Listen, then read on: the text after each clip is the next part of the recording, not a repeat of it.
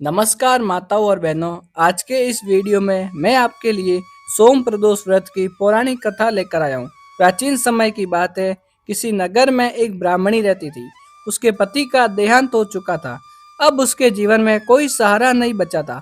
इसीलिए वो रोज सुबह अपने छोटे पुत्र के साथ भीख मांगने निकल जाती थी और उसी से अपना तथा अपने पुत्र का पालन पोषण करती थी। एक दिन जब ब्राह्मणी भीख मांगकर वापस अपने घर लौट रही थी, तब उसे रास्ते में एक घायल लड़का दिखाई दिया। वह दर्द से करा रहा था।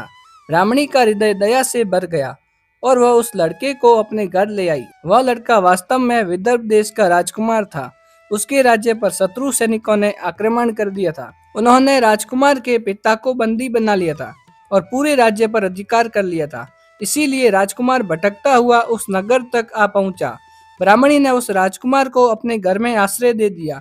अब वह राजकुमार ब्राह्मणी और उसके पुत्र के साथ रहने लगा। एक दिन अंशुमति नाम की एक गंधर्व कन्या की नजर उस राजकुमार पर पड़ी। राजकुमार को देखते ही वह उस पर मोहित हो गई। अगले दिन अंशुमति अपने माता पिता के साथ उस राजकुमार से मिलने आई। जब उसके माता पिता ने भी राजकुमार को देखा तो उन्हें भी वह बहुत योग्य और सद्गुणी लगा। कुछ समय बाद अंशुमति के माता पिता को भगवान शिव का सपना आया।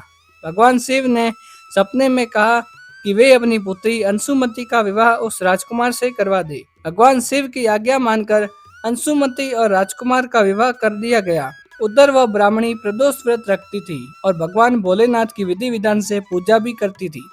प्रदोष व्रत के प्रभाव और गंधर्वराज की सेना की सहायता से राजकुमार ने अपने राज्य विदर्भ पर आक्रमण करने वाले शत्रुओं को पराजित कर दिया और अपने पिता को भी मुक्त करा दिया। इसके बाद राजकुमार अपने पिता के साथ फिर से सुख पूर्वक रहने लगा और उसने ब्राह्मण पुत्र को अपना प्रधानमंत्री बना दिया। हे भोलेनाथ, जिस प्रकार प्रदोष व्रत के प्रभाव से उस ब्राह्मणी के जीवन के दुख दूर हुए, उसी प्रकार जो भी भक्त इस कथा को सुनता है या कहता है और इसमें श्रद्धा से हुंकार भी भरता है, उस पर भी भगवान शिव की कृपा बनी रहे। सोमवार के दिन सोम प्रदोष व्रत रखा जाता है।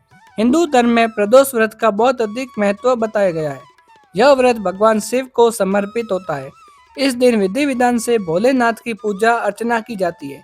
मान्यता है कि जो भक्त इस दिन प्रदोष व्रत की कथा पढ़ते हैं या सुनते हैं, उन पर भगवान शिव की विशेष कृपा होती है और उनकी सभी मनोकामनाएं पूर्ण होती है। जय भोलेनाथ। तो यदि यह वीडियो आपको पसंद आया हो तो वीडियो को लाइक करें, शेयर करें और हमारे चैनल श्रद्धा संगम ऑफिशियल को सब्सक्राइब करना ना भूलेगा, ताकि ऐसी ही पौराणिक कथाएं हम आपके लिए लेकर आ सके। मिलते हैं अगले वीडियो में, तब तक के लिए आपका दिन शुभ रहे। जय श्री कृष्णा। राधे राधे।